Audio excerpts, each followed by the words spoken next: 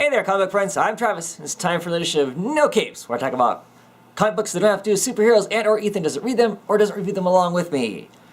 These are for books for January 29, 2014. First off, we're going to talk about Black Science, issue number 3. Still really digging this book. What I really like about it is we have this story that's moving forward, but we keep getting glimpses back as to what got them to the point where they're at right now.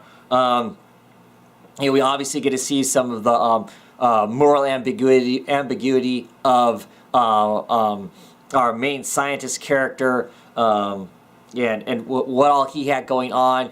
We get some more glimpses as to the day that they use the pillar, or actually don't intend on using the pillar, and it goes off anyway. Kind of gives us a setting of potentially who it is that may be jacked with the pillar.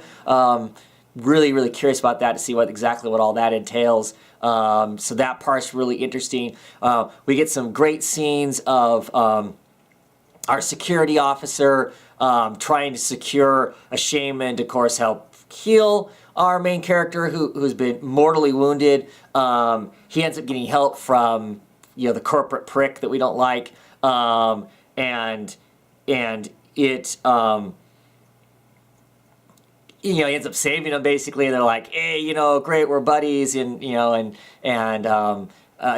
like we can be dimension. Was it asteroid?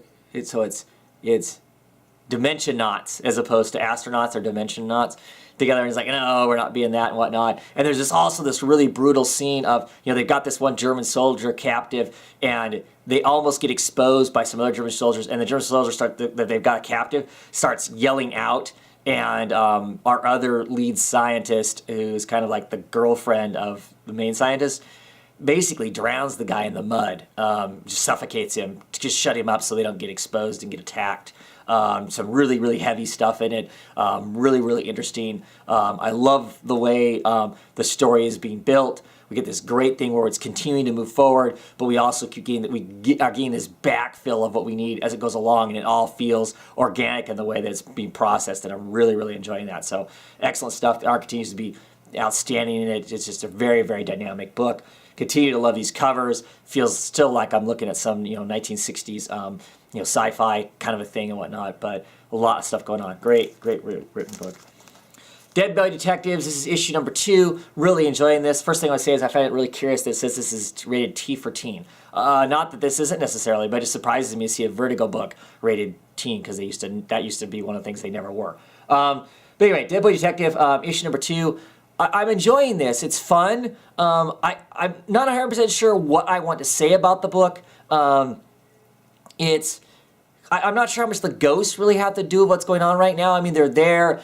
It's significant that they died there and that sort of thing. But you've got our Crystal Palace, our main character. She basically gets a new friend, and she's really worried about this new friend because we get to see what's happened to some of her friends in the past. I mean, she's went on this carnival ride, and Death actually harvested one of her friends while they were on a carnival ride. Just some crazy stuff happened as far as that goes.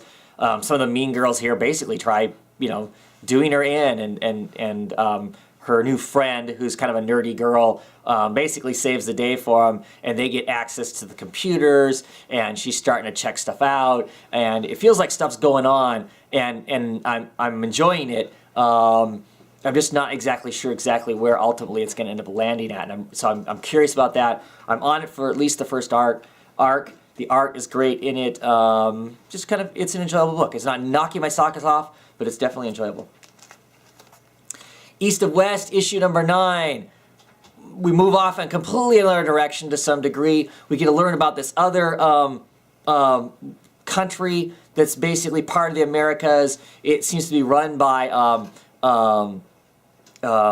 ancestors of the slaves. They control all the oil, and the president of the United States of the North is attempting to garner favor or privilege with the prince. And we get to find out what the prince's life is like. He's got all these other princes that are all trying to kill him because he's the #1 prince. And we get to find out about his father. The two of them have a conversation about what should be going on. There's a potential, there's a betrayal there, but it seems like, no, it's not really the case. That's just all part of the Machiavellian way that their country works. as far as the scheming goes to get where they need to go to and whatnot. And it's pretty obvious in here that they are going to strike a deal with the North, but they're going to strike a deal in a way that basically makes the North owe them so much that they're going to have all the power, or they feel like they're going to have all the power. Really interesting issue. We also get a great conversation between the Oracle and Death, and what the Oracle wants is pretty horrific that's in here. And I'm really curious to see what the next issue is going to be. With the stuff with Death. You're supposedly going to know where his son is at now. What kind of hell is that going to break loose? And, what's going on with the President of the North? She's, created this vicious martial law, and it's causing all kinds of anarchy. But yeah, really interesting to see exactly where it goes. It's just got so many cool parts going on right now that it's just very exciting, very dynamic to look at. Just all around great book. Revival, issue number 17. Wow, this issue feels like we got lots of answers, except I don't know that we really do. We've got lots of speculation as to what it is. It's obviously, it seems to be like this reincarnation type thing going on. I'm not 100% sure on. We even get more in-depth players. There's obviously some crazy stuff going on at the CDC place. Just a lot of small moving parts that continue to make this book just amazing because there's all this stuff going on. I mean, there may have been a suicide pact in there somewhere between like the professor and M, but I'm not 100% sure. Just all kinds of craziness. Like I said, it feels like you got answers, but the harder I think about those answers that we were given, the more I'm not really sure if they're really answers. They're just more questions out there. But I'm okay with that because that's cool. Because life isn't simple, and this comic book continues to show us that it's going to portray that, and it's enjoyable because we're not spoon-fed what's going on, and I appreciate that. It's very cool for that. Saga issue number 18. End of another arc. Basically, we're going to get a big long break here. Awesome issue. We get this, everything's hitting the fan. Prince 4 is there. The place is on fire. You've got Marco's girlfriend, laying down the smack.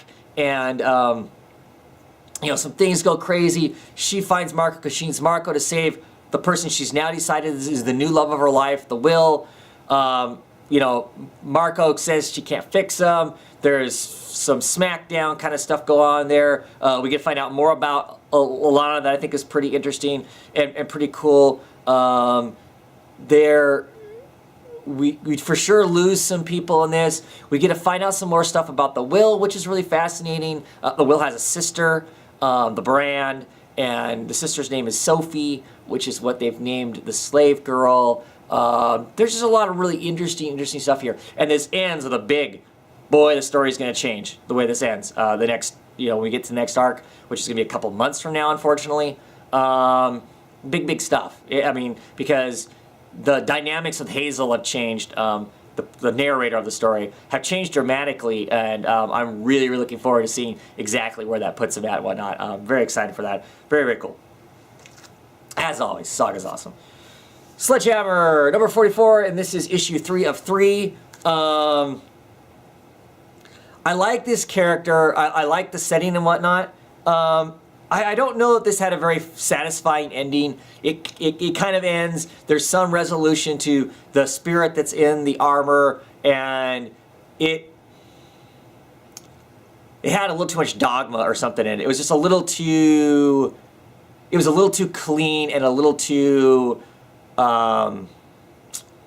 transcending and simple for my liking. Most of the time with the stuff within the Hellboy universe, it tends to be fairly complicated. Nothing's as simple as you're done, you do a good deed, you get the karma, and you go to heaven kind of a thing. And that's kind of what it felt like it was trying to tell me towards the end of this.